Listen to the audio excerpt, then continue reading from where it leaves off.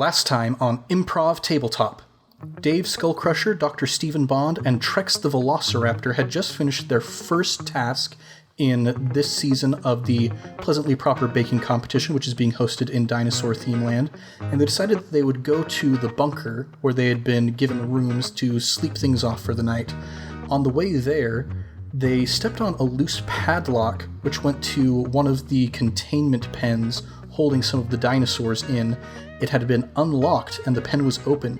Sneaking inside, they came face to face with an Allosaurus who attacked them, but through a very judicious use of baked goods and combat, they killed the Allosaurus and caused quite a ruckus as they were doing so. Dave decided to head off away from the scene so he couldn't be linked with the crime, while the others spoke with Professor Fortinbras, the scientist who gave Trex his wonderful brain. He assured them that he would take care of investigations and that they could go off and prepare themselves for the next day of filming, which Peter Applewood said is still going to go forward, even though Alicia Rutford had also been attacked by an Allosaurus and was eaten. So we need to get a new judge for this upcoming episode, but with tensions rising in the group, they all headed to their rooms to sleep things off for the night, and we will see what happens tomorrow in Dinosaur Theme Land. What's shaking? You're listening to Improv Tabletop, the Fate RPG actual play where we make up everything on the spot. I'm Ned Wilcock, your host and GM, and today I'm joined by... Caleb Anderton, your prehistoric existential crisis man. Evan Peterson, your man living out his fantasy of actually having muscles. JP, a doctor that you probably shouldn't trust. So, you guys have all dispersed to your individual rooms for the night, and let's check in and see how things are going with each of you. Let's stop in with Dave first and foremost. Dave has had a bit of an interesting history that has brought him to this point. Why are his parents so interested in getting him into the baking field? So his father had always wanted to be a baker, but unfortunately, during baking school, he suffered an accident where he took out his brownies prematurely and spilled hot brownie batter all over his hands, which unfortunately rendered them inusable. And so he could never have become a baker. And so now he's forcing his own dream on his child.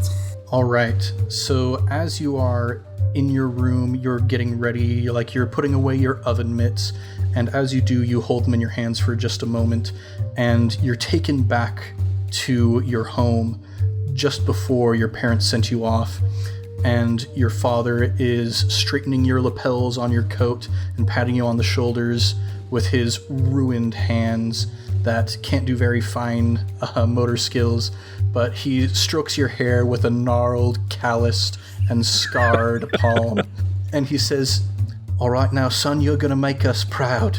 Sure, Dad. I'll do everything I can. Now, it's been a rough time since your mum left. I know she always wanted me to become a baker so that I could carry on the grand legacy of her family conjoining with my family, the two most prominent baking families in the entire countryside. And I can never speak to her father-in-law again until you bring some honor back into our family. If you don't win this competition, I don't know if Mum's ever coming back. Alright, well now I'm gonna try my best, but don't you feel like that's a bit of pressure for me? Well, not any pressure that you can't handle, my dear darling boy. And he kind of punches you in the shoulder and winces as it strikes into your meaty pectoral, and he kind of shakes his hand and he says, I mean, I've trained you as well as I can without the use of my own hands. I've only got one opposable thumb per hand. It's a little bit of a limitation. I can only imagine what it would be like if I had more. But, I mean, I've given you all of the knowledge that I have in my brain and all of the feeling that I have in my heart. There's not a whole lot left ever since your mum walked out, but I gave you everything that's in there. My heart is empty right now because it's all in you. Alright then, I suppose I'm gonna make you proud. Yes, Yes, you are going to make me proud, because I'm not going to try and imagine what will happen if you don't. And he takes a big ol' swig from his bottle of gin, and he hears the cat and the dog fighting in the other room, and he goes, "Oi, Fluffy, Ruffles, stop that!" And he just heads off into the other room, leaving you by yourself with your thoughts. You can see the family portraits on the wall, the various drawings that you made when you were back in primary school still hanging on the fridge. And you can hear your dad screaming as a cat's claws rend into his just absolutely unusable hands. I'm just gonna sigh and turn around and leave. All right. You step out the door. There's a bus coming down the lane ready to pick you up and take you to the airport so you can fly to the distant island on which Dinosaur Theme Land is located. And that was the last thing that you said to your father before you came here to this show. All right, then. And so now, back here in the present, sitting in this room, looking at your monogrammed oven mitts that your father gave you as a Christmas gift the previous year, is there anything else that Dave would like to do before he goes to sleep for the night? I don't think so. I think he's just going to go to bed. All right. Lights turn off in one room in the bunker. We go next door to where Dr. Stephen Bond is also winding down. Dr. Bond being a velociraptor specialist, obviously you've been studying this for a while. What got you into paleontology in the first place? Well, I had actually, while on a summer vacation, my parents took me up to Africa, and I stumbled upon a paleontologist, an archaeologist, or a dig site, and I got in there, and the doctor who was working on the raptors, I came in and I started making fun of him, and I'm just like, raptors? That sounds so stupid. They look like birds. No, that can't be right. And he told me a very scary story about raptors and about how they could kill people and eat them while they're still living. And instead of scaring me, it got me very intrigued and it got me very excited. And I thought, these things are really cool. I need to learn, base my life off of raptors.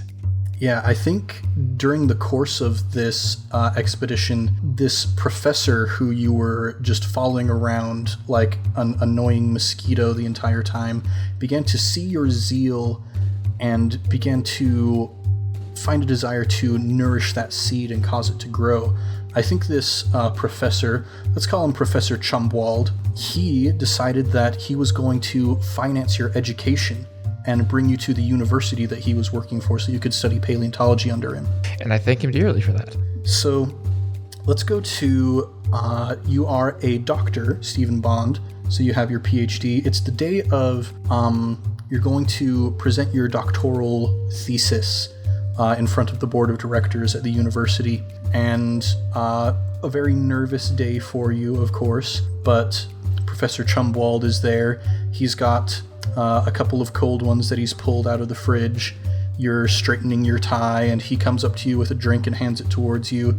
Give a little clink, and he says, "Well, to your grand successes in the future," and takes a big old swig from his drink. To the many a study of raptors and all that entails. Now, since you're just about to finally present this dissertation, can you please tell me at least what you wrote about? I've just been itching to hear it this entire time. I've been studying the actual day-to-day life of what a raptor must be going through, and it's just been intriguing to me that I just don't know if what gets a raptor going in the morning. What is that existential cause that he has to get up a day in, day out, because these are rather smart creatures. They're not like your old dog or a tiger or a bear. No, they have finely developed brains, and if I were to ever meet a raptor that I could communicate with, that would be the greatest thing I could ever experience. And I would write down my findings and I would share them with you. To humanize the lizard, a fascinating subject. What have you learned so far? Well, I've learned that they indeed have a taste for rats. I studied that by some scientific methods that I don't need to go into detail because that would probably just be boring. But needless to say that I've just wanted to figure out for myself if they can taste things, if they can taste the differences between ingredients, and if they could put together something more delectable than just hunting. If they were able to be presented with ingredients and with cooking utensils and cooking materials, if they would actually put something together. This is an oddly specific conjecture that you have come up with, but I like it. Oh, yes, it is very specific. It was very, I don't know, I just kind of woke up one morning and I thought to myself, what if a raptor baked me a cake this morning? Well, you know, I woke up one morning and I thought to myself, what if a raptor had feathers? And everybody laughed at me. I gave my doctoral dissertation about that very subject. They very nearly didn't want me to get my degree, but I pushed through, and where are we now? Everybody believes that raptors had feathers. And soon they will believe that they can bake. I am so incredibly proud of you, Stephen. You are my finest pupil. That is indeed very, very thankful for that. And you went on to give your presentation before the board, and based on the fact that you are currently a doctor, probably went pretty well. And so now here you are in this room, in the room just on the other side of that wall, exactly the raptor that you thought of all of those years ago. What kind of emotions are going through Dr. Bond as he reflects back on these experiences he's had with Professor Chumwald? Oh, he is just full of excitement and mystery because he's been able to study the raptor that not only has been able to bake, but has been able to feel and question his existence and the existence of the morality of his own dinosaurs being hunted. And so many questions. He's writing this all down because he's going to bring them back and he's going to write himself a great report for the scientist community.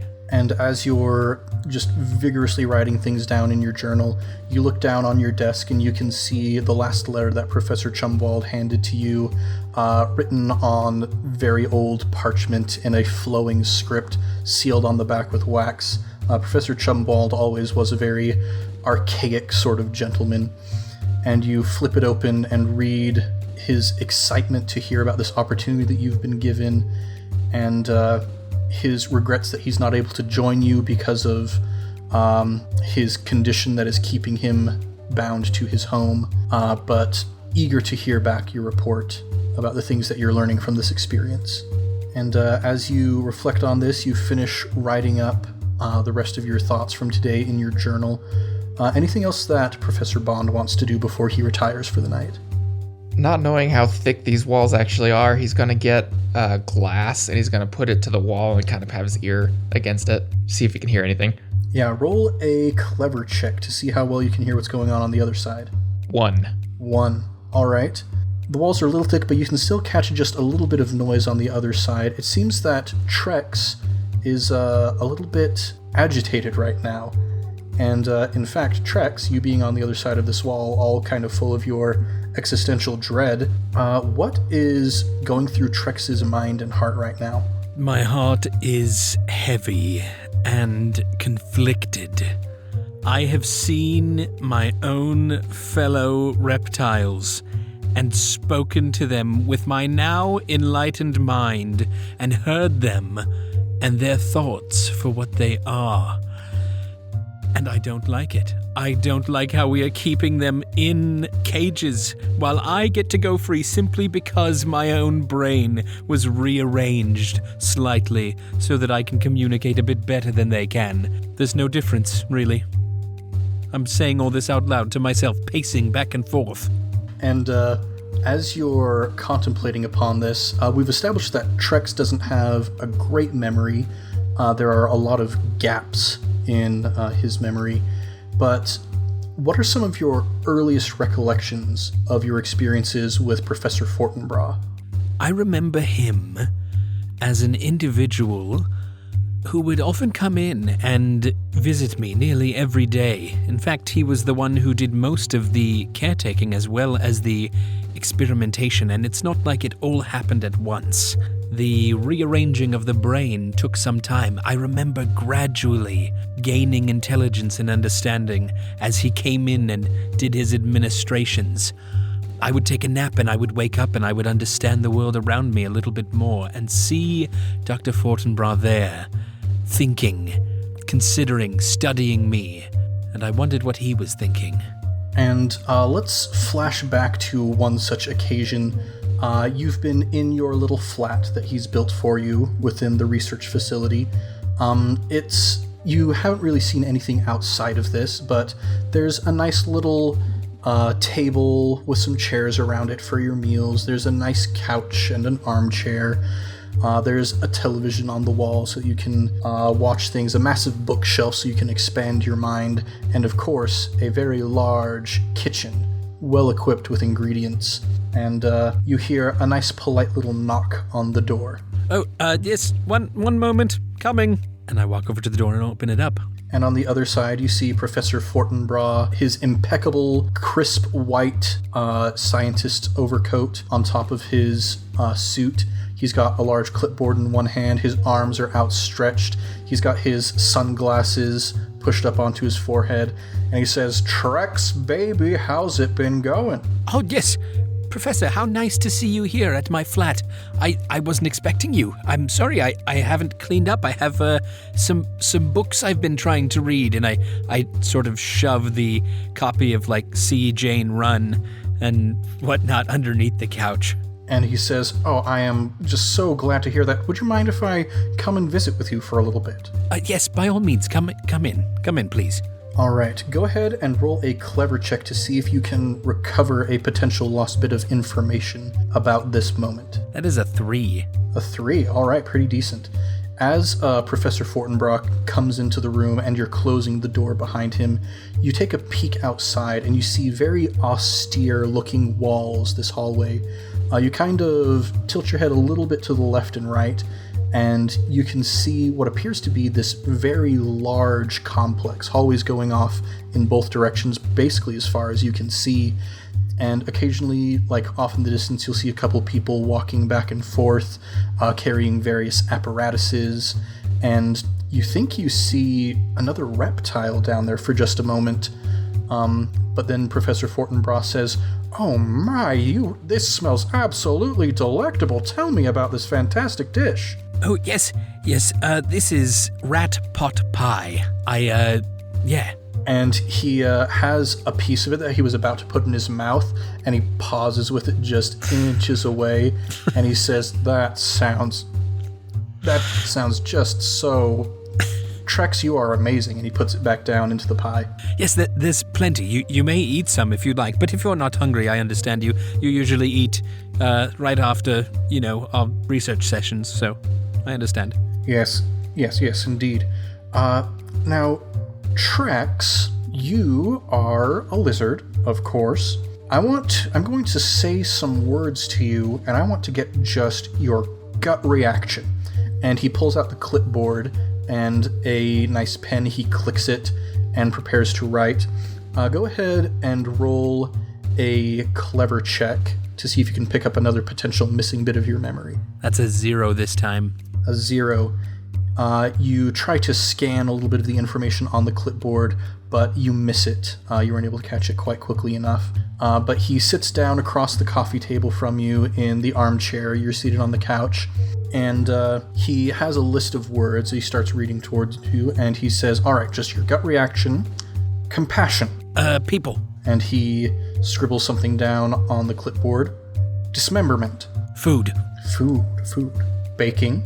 Bacon. Baking with bacon. Rats. More food. Delicious.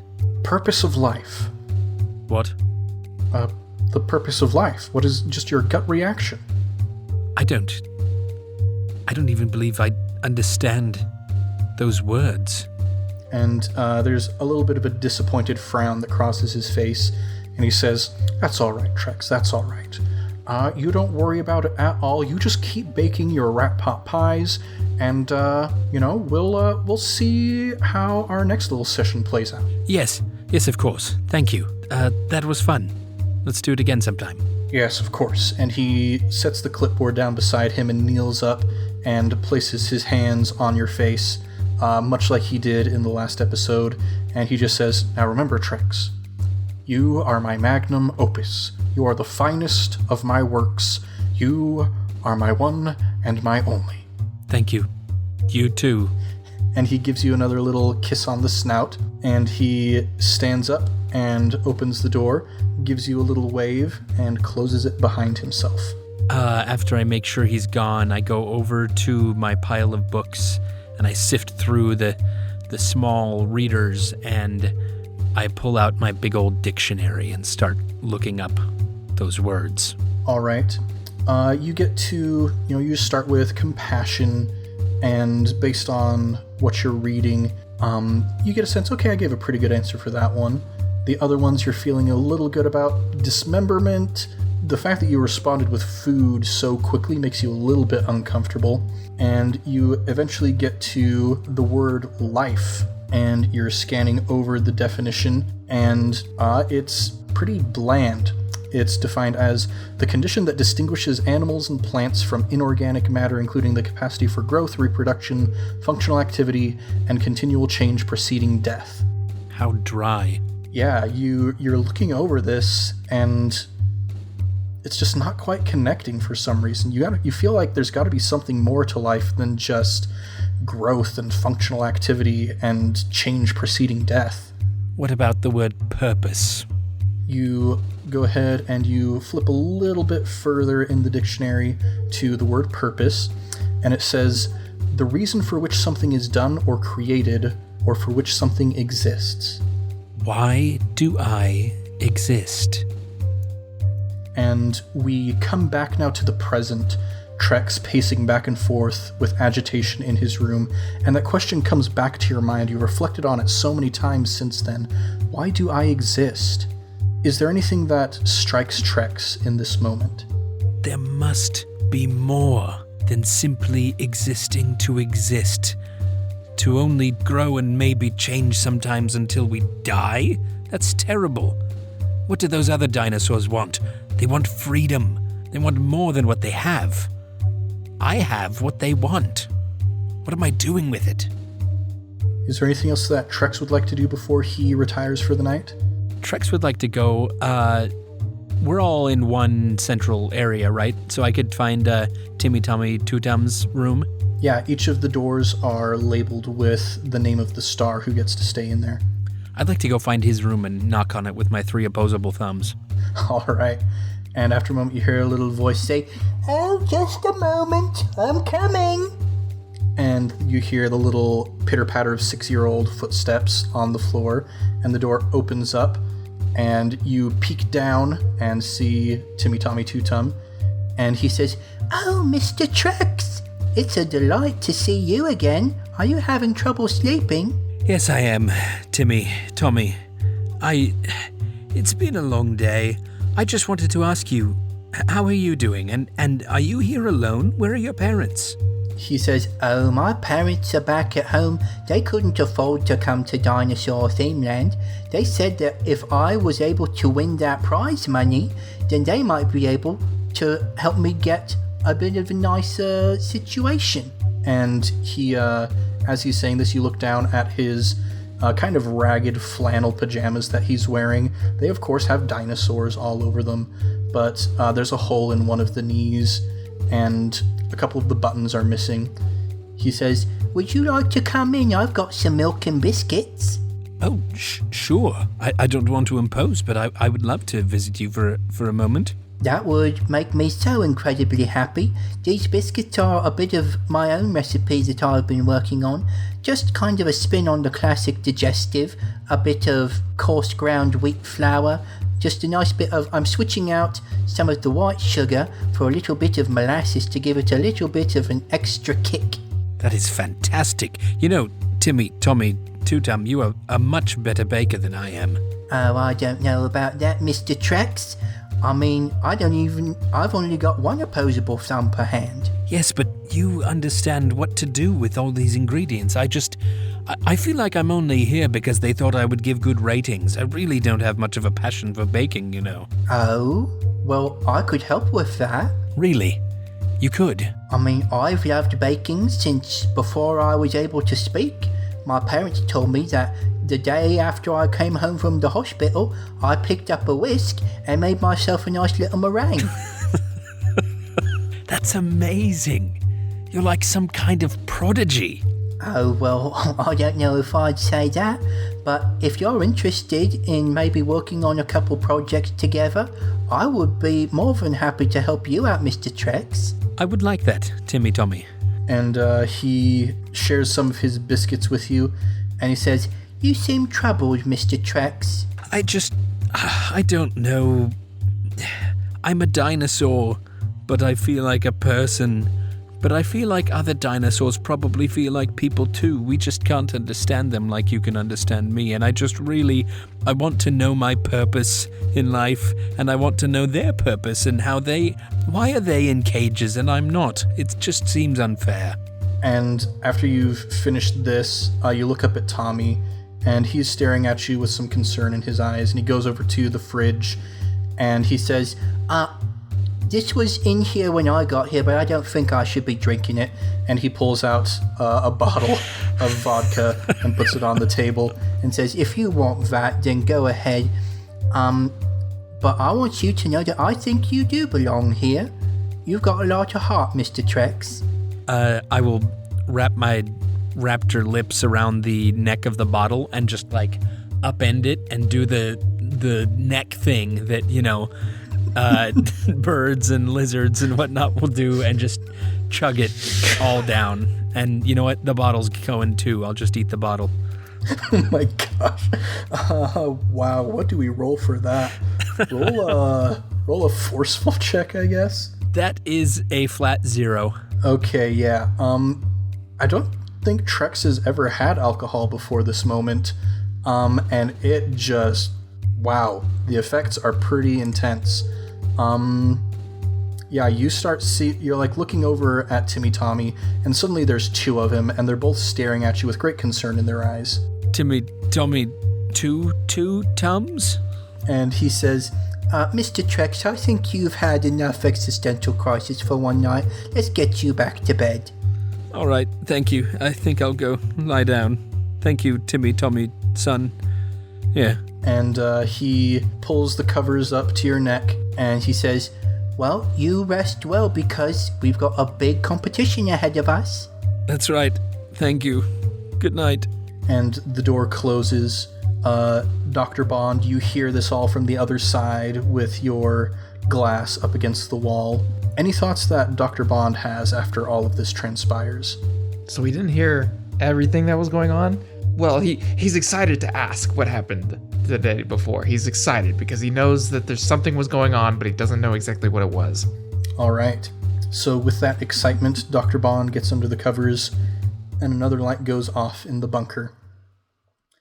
And bright and early the next morning, your alarms go off. You head out to the main area. There's more craft services there.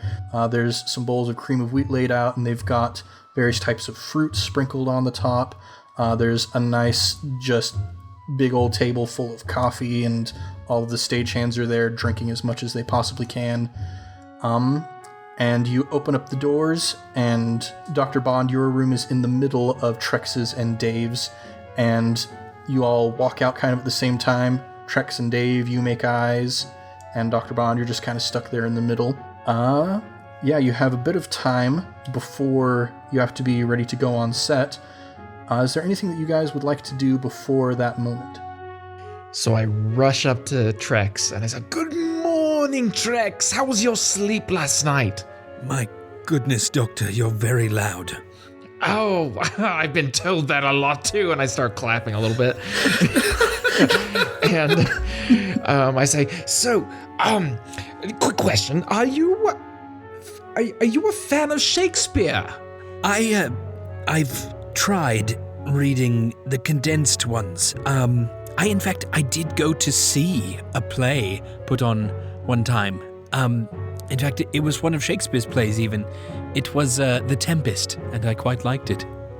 Because I could hear you last night, and you just sounded like you were reciting a soliloquy or something, and then I was very like, oh, he can act as well. What is the limits to what this creature can do? Oh, I don't know about that. I was just thinking out loud and I'm trying, though. I decided. I don't know what's going on. I don't know what my place is here, but I'm going to try harder anyway. I even put this necktie on. See? And you see a nice little maroon necktie dangling on Trex's scaly neck. Oh, a double Windsor knot. You are fancy.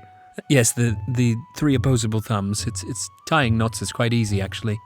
Real quick, Dr. Bond, as you're looking at this double Windsor knot, go ahead and roll either a careful check or a clever check. 3. 3, all right. You can see just above where the knot is, sort of in the center of the throat, almost where you might expect to see the tag of a dog's collar, there's a little metal disc that has been implanted into Trex's throat. And you look and you see on it are engraved TR-3X. Interesting. Well, shall we have some breakfast? Oh, yes. Yes, let's. I like bacon. Well, then bacon it shall be. Let's go see what they've cooked up for us. And as you guys go walking over to the table, once again, Trex and Dave, you kind of catch eyes as Trex and Dr. Bond are walking past. I'd like to keep near Trex, and anything he reaches for breakfast, I'm gonna grab first. All right. So you get to the table, and indeed there is just this massive platter heaping with bacon. Trex, you go to reach for some. Let's have Trex and Dave roll opposed quick checks. That's a 2. I also got a 2. Ooh, snap. So you reach out and you grab the same piece of bacon at the same time, and your heads whip towards each other, and you catch eyes once more, still both holding this one piece of bacon. Good morning, Dave. Good morning, Trex. I see you wanting bacon as well. Yeah, but you can have this one, and I'll flick it in his direction. Well, thank you. And I'll reach down and pick up the entire platter. And you notice as you pick it up, there was one of the production assistants who was reaching for a piece of bacon, and they're like, oh, nope, you're the star, Mr. Skullcrusher, and just heads over to one of the other tables. And I'll walk to a table and set it down. And I'd also like to see, is there any type of large bowl in the area? Yeah, there is, in fact, a pretty large bowl that's full of various wrapped sundries. There's Pop-Tarts in there. There's granola bars, just all kind of filling this large serving bowl. I'd like to dump those out.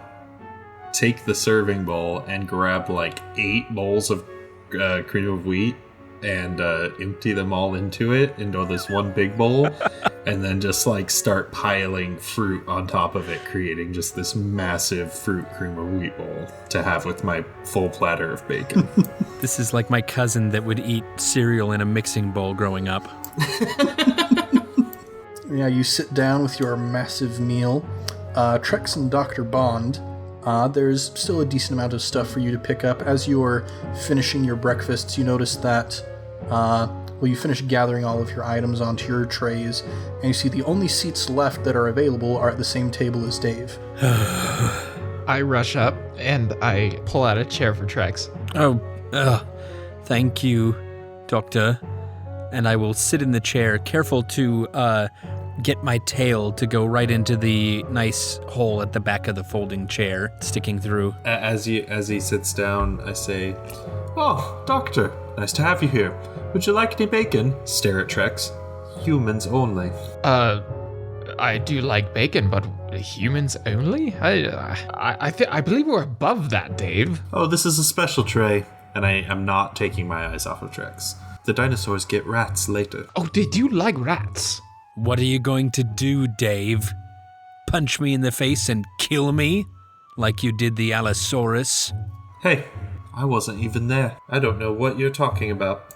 As tensions are beginning to rise, the fourth table at the chair slides open, and Peter Applewood sits down next to you, and he's just got a big old stack of pancakes in front of him. And he looks completely exhausted, and he says, Hello then, blokes. Did you sleep well? We got a big day ahead of us. Quite well, thank you, Peter. And he starts digging into his pancakes. And he says, I never thought that I'd be, I'm sitting here at a table with one half of my contestants, only one of which cares about baking. Never thought that'd happen. But strange where life takes us now, innit? And he just shoves this big old piece of pancake into his mouth. Peter, I actually care about baking quite a lot. Oh, my apologies, Trex. I don't know, it's been an interesting time. Trex, he actually said baking, not bacon. I know you get those things confused. You are insufferable. And Peter's just looking back and forth between you slowly, another piece of pancake into his mouth. Peter, I haven't met too many humans, but I do believe that Dave here might be the worst I've ever met. Watch out for him. Oh, you think he's the worst? You haven't met the people over at the network who are in charge of this show. Hoo-hoo. I hope I never do. And I will get up and leave. And as Trex is leaving, Peter is just kind of mumbling to the air in general. He's like, we used to have a sense of integrity in this show. We used to have, we used to try and be something. Now that we are just ratings and pleasing the Americans. Oh boy, just another big old piece of pancake. You alright, Dave? I'm Dave. You alright, Peter? Sorry. Oh, no worries. It's just, my integrity's a little bit in shambles right now, but that's okay because we're making a lot of money off of this. I will see you at the compound later. And he finishes his pancakes and stands up and starts heading towards the exit of the bunker. Before he gets out, I'd like to rush over to him and say, Peter, I was on my way out, but I couldn't help but overhear. You said your integrity is in shambles at this moment. That's how I've been feeling this entire time. I feel like I'm a setup. I feel like I'm a fake. If you feel like that too, let's do something about it. Go ahead and roll a... Let's make this sneaky. That is a flat 0. He looks down towards you, and you can see the spark of something in his eyes. He opens his mouth, and then he turns and looks over at some of the production managers who are chatting at one of the tables, and they're actually all looking directly at you. And he looks down and says, "Thank you for your concerns. Perhaps we will speak later." Okay, sure. Yeah, anytime. I just feel like... And I'll get in close and whisper to him and say, I feel like I need a purpose. I don't have a purpose right now, and so if you could help me find that purpose, or if I could help you and your integrity and regain that purpose, that would be great. A win-win, if you know what I mean. And as you're still leaned in close, he whispers into your ear, I guess? Yeah, ear holes. Yeah, he whispers, he looks around a little bit, trying to find where your ears are, and then he just kind of gives up and whispers near the side of your head, just in general, "We're going to figure this out together. We're going to make it work, you and me." Good. And I'll give him a fist bump. He gives you a fist bump, straightens up, and says, "All right, everybody, we're going to begin our next shoot not too long from now. Everybody get up towards the compound and be ready to go in 50 minutes. And he turns towards you, gives you one last nod, Trex, and heads up the stairs out of the bunker. I'll look around, see if anybody... obviously people notice that conversation, but I'll just look around and nod and go get ready. All right, you guys all gather your stuff. You head on your way towards the compound.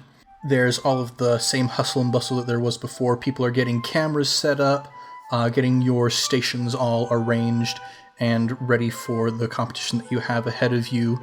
And you see that, one of these stations is empty today. Glaudia is no longer there. But you're setting up. Timmy Tommy Two-Tom is getting all chipper and ready to go. Skaggs is there once again, sharpening his knives and his spoons and his whisk and all of his implements for some reason. And as you guys are preparing, Skaggs starts sidling his way over towards Dave's station. And Dave, you definitely notice this. Dave still has, by the way, a half-full bowl of cream of wheat he's working his way through that he's just carrying with him. And Skag sidles up towards you and says, well, gotta keep that big old sack of meat in tip-top condition, I imagine. Big old sack of meat? Is that all you see me as? Oh no, I see you as so much more than that. I see you as a great criminal mind. Criminal? Yeah. You're the criminal mind. I just did one bad thing, and I regret it. I've regretted it ever since. Oh, you sell yourself short, Dave. You and me together, we can take over this whole operation. That little Timmy Tommy Two-Tum, he's an easy mark, just like Claudia was. Listen, Timmy Tommy Two-Tum's a good kid, and frankly, I'm under enough stress already without having to deal with you. You know, I've got a dinosaur at my back. I've got you coming up to me all the time. I had a scary incident I'd rather not talk about last night. So, frankly, I'm not sure how much more of the stress I can handle with the competition, so I'd prefer if you'd go back to your station. Thank you. And he puts his hands up in kind of that Neil deGrasse Tyson pose, and he says, oh, all right, if that's the way you feel, and starts slinking his way back over to his station. Dave just keeps eating cream of wheat. And after a moment, Peter's up at the front, and he's talking with one of the production managers, and after a while he says, all right then everybody, we're going to introduce our replacement host. We're all terribly sorry about what happened to Alicia. She was national treasure, but the show must go on. Let me introduce all of you to Trex. And a door opens up, and a velociraptor comes out of it, and it waves at you with 4 opposable thumbs on its hand. What? I'm absolutely shocked. What? As you're just completely flummoxed, Trax walks over to Peter and shakes his hand, and Peter says, now, Trax being a last-minute replacement, all we could get was somebody from within the dinosaur theme land here, and Professor Fortinbras was very generous in allowing his services, so he's going to be helping us out with the judgment for this round and all further rounds, hopefully, assuming he doesn't, kick the bucket like Alicia did, for the rest of the season. Another raptor. One with an extra digit on his hand. Oh, I don't think when I woke up this morning, I was just not like, Dr. Bond, you're going to meet another raptor today. And I was just like, oh. And Trax begins approaching the stations to greet people. He starts with Timmy Tommy Two-Tum. He leans in, and he's got like one of his elbows on the counter of this station. You notice his movements are a lot more humanoid than Trex's. And as he leans down, he's chatting back and forth with Timmy Tommy, and they both throw their heads back simultaneously, begin just laughing uproariously at this bit of witty banter. Eventually, he makes his way over to Dr. Bond's table and says, yes, Dr. Stephen Bond, I hear. It is a delight to meet you. You are an expert in my species, from what I understand. An expert? I wouldn't say expert, but really I am. I'm just. This is very, very nice to meet you, sir. And you as well. You are. It is just such a delight to meet someone who is so interested in me. Oh, yes. Go ahead and roll either a careful check or a clever check. 4. You're thinking about something. You're like, wait a second. Trex, TR-3X, 3 digits. You look closer at that same spot on Trax's throat, and you see that same little metal disc, TR-4X. Oh my, that is very intriguing. Yes, I am a very intriguing person, am I not? Well, I am just absolutely elated to see how you do in this competition. I wouldn't put too much on my cooking, but sometime maybe after the show we should have a good sit and a good chat and over maybe some tea and rats. Do you like tea? Yes, of course, we can have a lovely bit of banter. Some people call me the Archduke of Banterbury. a sense of humor. Didn't know raptors had that. Oh, yes, not all of us do. And as he says that, he actually kind of glances slowly over towards Trex. And he says, a delight to meet you, but I really must introduce myself to the other contestants now. Of course. Yes, go ahead. And he starts moving as if he's going to go to Trex's station, gives a little sidelong glance, and then steps past towards Dave's station. And he says, Dave Skull Crusher, a fine blend of human brawn and baking prowess. I have been watching you very interestedly. Dave looks like noticeably almost twitchy. He's just like hugging his bowl, looking around, and just like, have you? What? You've been watching? How long have you been sentient? Oh, well, not too incredibly long, but I have been watching. I got a, oh goodness, what's the term I'm looking for? A closed circuit sort of broadcast into my own personal flat, and you appeared to bake quite a lovely Queen Amman yesterday, and I am just absolutely stoked, I think they say in your profession, to see what you come up with today. Alright, sure. I'm just sorry if I seem forward. I've got a lot on my mind, a lot of pressure riding on me to win the competition. I'm sure that you do have a lot of pressure, a lot on your mind. I was watching you very closely, you see. I was watching you very, very, very, very closely yesterday during the competition. I know what you did, Dave Skullcrusher. and he freezes, mouth agape with a spoonful of cream of wheat halfway to it. You saw me. But don't you worry. Don't you worry at all. Your secret is safe with me because this tension is delicious. Alright, and just, alright, yeah, that's alright, alright. That's alright, alright. It's alright. It's all right. You just chillax a little bit. We don't have we're not going to begin the next round for a few more minutes yet, and I really must introduce myself to the rest of the competition. And he appears over at Trex's station, gives a little sigh and an eye roll, and trots up to Trex and says, Well, Trex himself, how are you, my fine bloke? I'm doing all right. It's very nice to meet you, Trex. I was unaware that there was another raptor. I'm assuming that you also are acquainted with Dr. Fortinbras? Oh, Dr. Fortinbras is just the finest of all gentlemen, is he not? Yes, he is. And I knew him first. Well, how much do you remember of those early days? Because let me tell you, my memory is flawless. I remember plenty. Enough. Lots of things. None of it's fuzzy. Oh, I am absolutely certain of that, my dear boy. And he reaches out with his 4 opposable thumbed hand and pats it on your shoulder. Did he graft a new one onto you? That's not natural. Nothing about this is natural now, is it? Trex's jaw just hangs open. He's stammering a little bit, just flabbergasted and dumbfounded. Oh, well, I do believe it's about time to begin the next round of the competition. Do enjoy yourself, Trex. Dave, Dr. Bond, I will be speaking to you later. And he gives a wave, kind of one of those where each of the fingers moves individually, that kind of wave, but it's very disturbing because they're all opposable thumbs. He heads back up to the front. Peter, at that point, turns to all the production assistants and signals that he's ready. And he says, All right, everybody, let's get rolling. And he turns towards all of you and says, Welcome back, everybody, to day 2 of this season's competition. Now, we were very sad to let Gladia Chittenden Cholmondeley go yesterday, but we are very happy at the performance of all of you who are still here, especially Timmy Tommy Tutum, yesterday's star baker. Today's competition, and as he's speaking, all of you go ahead and roll a clever check. +4 for Trex. +4 for Dave. Well. +2 for Dr. Bond. All right.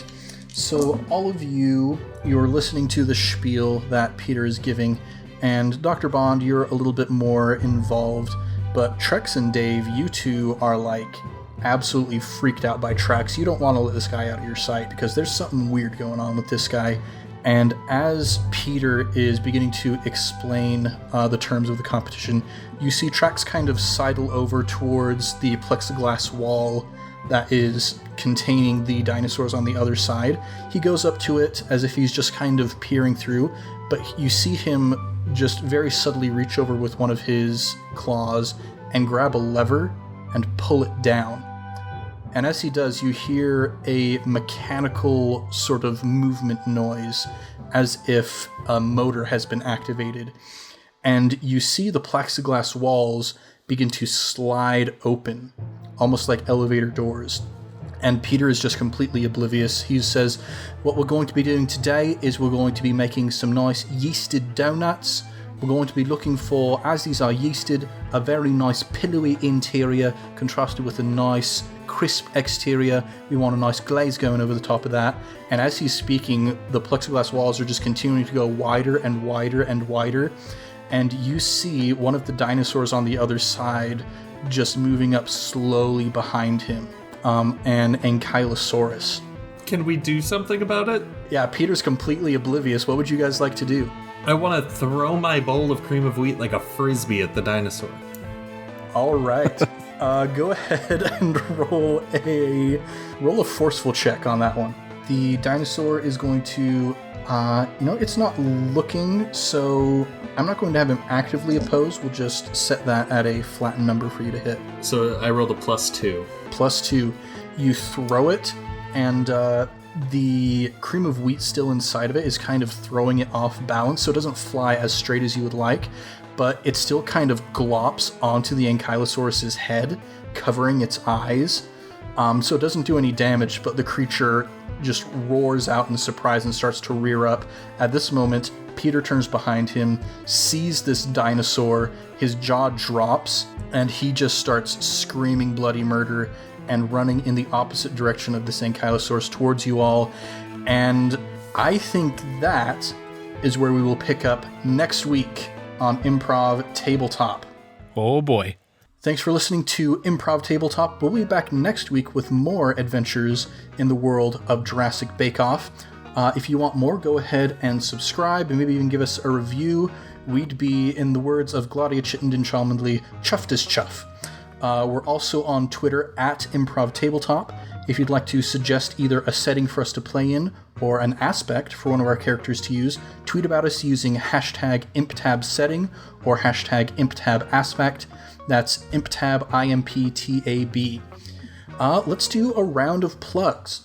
So, as always, our sister podcast, iCast Fireball, is moving forward quite well. I'm very happy with the momentum that we've got. If you want to hear me play a precocious lizard person, then that's the place to go. In addition to that, I am going to be selling all of my own personal books. I've got way too many of them. Every time I move, it's just like half of the moving van is full of essential living stuff, and the other half of it is just full of books.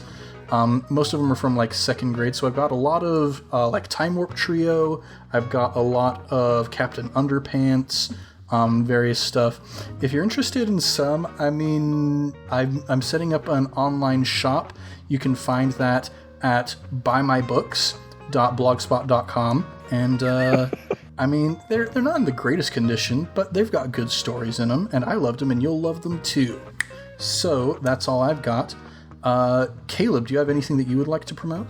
Yes. You guys, No King, No Country, my latest audiobook, is very, very quickly coming to its close, at least on my end, and that should be available around Christmas. So if you're into audiobooks and you'd like to hear me read one, go to Audible or iTunes or Amazon and pick up No King, No Country sometime around Christmas. It's by Wayne Grant. Right on, right on. Evan, anything that you would like to promote? So luckily for you all, I was able to make it to this recording. I was discovered in my ice block in Albania by one of my avid followers, which was good for scheduling because I had to fly back and it was a big thing. But I made it. If you'd like to see my next one, I will actually just be live streaming it, so you don't have to come with me. but I'm coating myself in honey and walking through a field of beehives in Hawaii. So you can find that on YouTube. I've got a YouTube channel, Evan Peterson Art. Check it out. Right on, right on. I'm really concerned about the fact that you keep doing performance art pieces that might result in your death, which, you know, is great for you. Great for you. Not great for this podcast, but great for you. I'm not trying to harsh your mellow over here. I don't feel like the art is as impactful as I want it to be if there isn't that sense of danger. Because, you know, what is art without danger, right? It's true. This is all so safe. And the stuff that you're doing is really, it's moving because of the danger. Yeah, and you know, now I contemplate it, there's a wonderful quote from Danny DeVito: "The artist must suffer for the art. That's why it's called painting." That's my exact philosophy. Thank you for introducing me to that quote. No problem. So yeah, we'll be excited to see how that goes. JP, what you got going on? Oh, you know, just catfishing trolls on the internet. That's about it. All right. Okay, well, best of luck with that. Thanks for joining us here in the world of Jurassic Bake Off. I'm Ned Wilcock, your host and GM, and I've been joined by...